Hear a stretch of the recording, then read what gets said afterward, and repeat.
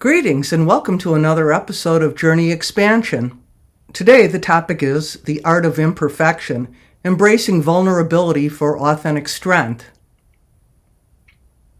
What if everything you've been taught about strength is wrong? We live in this world that's obsessed with perfection. Airbrushed photos, curated highlight reels, everyone presenting their best angle, their best day, their best everything. And somewhere along the way, we absorbed this message that being strong means having it all together. Never stumbling, never doubting, never letting anyone see the mess behind the curtain. But here's what I've learned the hard way. That pursuit of flawlessness, it's exhausting, and it's a lie. Today we're going to flip the script, because your cracks aren't something to hide. They might actually be your greatest source of power. Welcome to Journey Expansion, a space to breathe, reflect, and return to yourself. It's about the journey. Part 1, the flawless facade. Let's talk about the trap we've all fallen into. Think about the last time you scrolled through social media. What did you see? Perfect homes, perfect relationships, perfect bodies. People achieving their dreams while somehow maintaining immaculate kitchens and golden hour lighting. And what did you feel? If you're honest, probably some version of not enough. That's by design. We're swimming in a sea of highlight reels, and our brains can't help but compare our behind-the-scenes footage to everyone else's carefully edited trailers. But here's what gets me. We know this. We know those images are curated. We know the filters exist. We know people aren't posting their 3 a.m. anxiety spirals or their burned dinners or their arguments with loved ones. We know this intellectually, and yet we still feel the pressure to present our own flawless facade. The cost of this performance is real. It shows up as anxiety, this constant low-grade hum of, am I good enough? It shows up as burnout because maintaining an image is hard. It shows up as this deep fear of failure, where we'd rather not try at all than risk being seen as imperfect. And maybe worst of all, it creates distance. When we're busy curating our image, we sacrifice genuine connection, because people can't truly connect with a highlight reel. They connect with humans, messy, complicated, imperfect humans. So here's the question. Who are you when no one's watching? And why are you so afraid to let people see that person? Part 2, cracks in the armor. Now, I want to challenge something. We've been taught that vulnerability is weakness, that showing our cracks means we're damaged, less than, somehow failing at the business of being a person. What if that vulnerability is actually one of the bravest things we can do? Think about it. It takes zero courage to present a polished image. That's easy. What takes courage is saying, I don't have this figured out. What takes courage is admitting, I made a mistake, or I'm struggling, or I need help. That kind of honesty, that's strength. I'll share something with you. There was a time in my life when being vulnerable felt genuinely dangerous. I was coming out of a long, deeply invalidating relationship, one where my reality had been questioned so often that I started questioning it myself. For a long time, I stayed quiet about it. Not because I didn't have a story, but because I was afraid of how it would be received. I worried people would think I was exaggerating or bitter or stuck in the past. So I learned how to smooth the edges out of my own truth. The turning point came when I finally allowed myself to say it plainly, first in writing and eventually out loud, without trying to protect anyone else's comfort.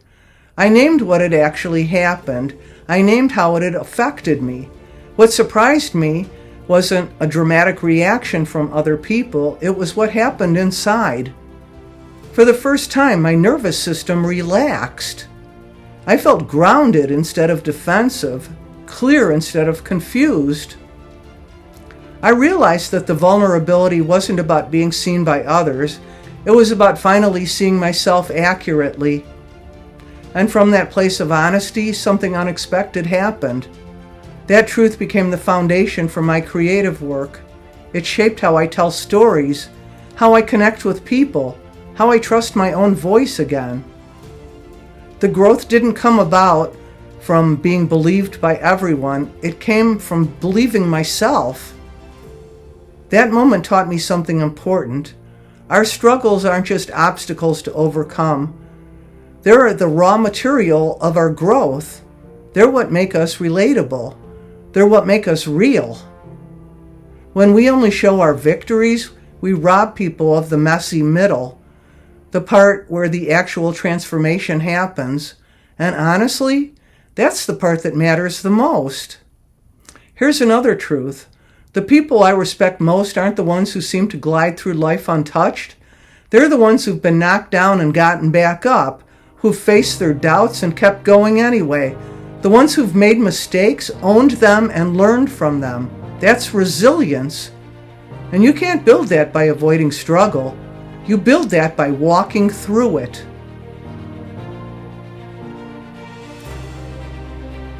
Part 3, the authentic advantage. So what happens when we actually let our guard down? Something kind of magical, actually. When I stopped trying to present a perfect image, when I started being honest about my journey, my struggles, my unfinished edges, something shifted in my relationships. Conversations got deeper, connections got stronger.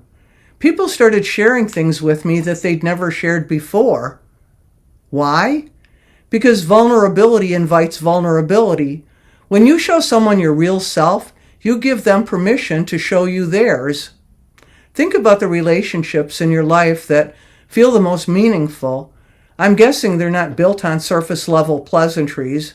They're built on moments of honesty, moments where someone said, "Me too," moments where masks came off. There's incredible power in those two words, "me too." When we reveal our own imperfections, we become more approachable, more relatable. People think, "Oh, they get it, they understand." And suddenly we're not alone in our struggles, we're connected through them.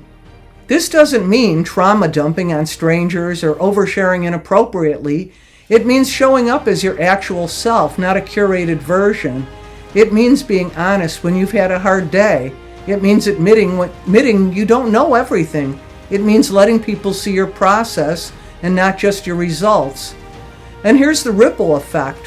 When you normalize imperfection in your own life, you give everyone around you permission to do the same. You create space for authenticity to spread. Part 4, practical steps. Okay, so this all sounds good in theory, but how do you actually do it? Especially if you've spent years building walls and perfecting your facade. Start here, self-compassion. Pay attention to how you talk to yourself. That inner voice, is it kind or is it constantly criticizing, judging, pointing out everything you're doing wrong? Here's a question that changed things for me. Would you talk to a friend the way you talk to yourself? Usually the answer is no. We give our friends grace. We tell them it's okay to struggle. We remind them that mistakes are part of being human. But ourselves? We hold ourselves to an impossible standard. Try this. Next time you catch yourself in self-criticism, pause. Ask what you'd say to a friend in the same situation. Then say that to yourself instead. It feels awkward instead, but do it anyway. Next, practice deliberate imperfection. This sounds counterintuitive, but stay with me. We've been so trained to fear judgment that even small imperfections feel threatening. So we need to desensitize ourselves. Send that email without proofreading it 5 times. Post that photo without a filter. Share that idea before it's fully formed. Do something small that lets you practice being imperfect in low-stakes situations. What you'll discover is that the world doesn't end. People don't reject you. In fact, most people don't even notice. And if they do, they'll respond with relief. Oh, good. They're human too. Finally, build your vulnerability muscle gradually. You don't have to bare your soul to everyone immediately. Start with people you trust. Share something small, a struggle you're facing, a doubt you have, a mistake you've made. Notice how they respond. Usually, they'll meet your honesty with their own. As that feels more comfortable, you can expand, share with more people, share bigger things. Each time you're vulnerable and the world doesn't collapse, you build evidence that it's safe to be yourself.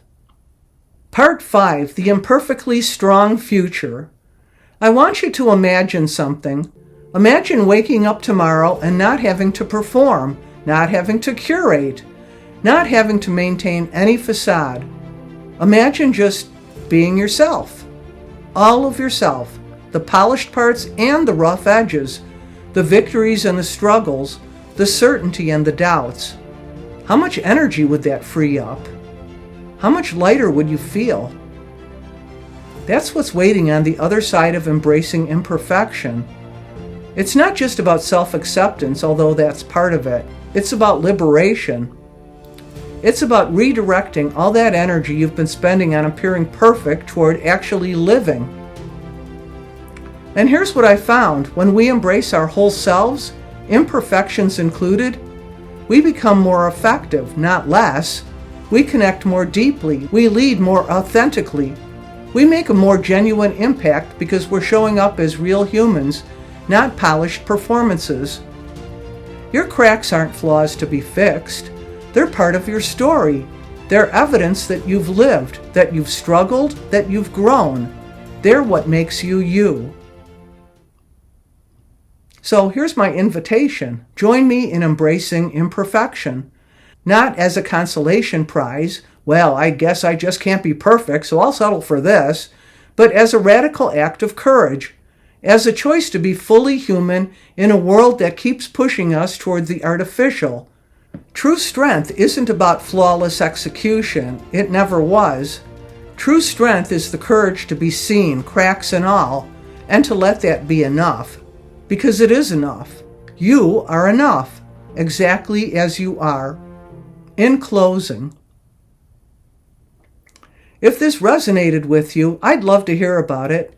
Drop a comment and share one imperfection you're learning to embrace. Let's build a community where authenticity is celebrated. And if you're on your own journey toward living more authentically, consider subscribing. That's what this channel is all about. Inspiration, creativity, and growth. One imperfect step at a time. Thanks for being here. I'll see you in the next one. Thank you for joining this chat. Best wishes to you, always. Journey expansion. Expanding life's possibilities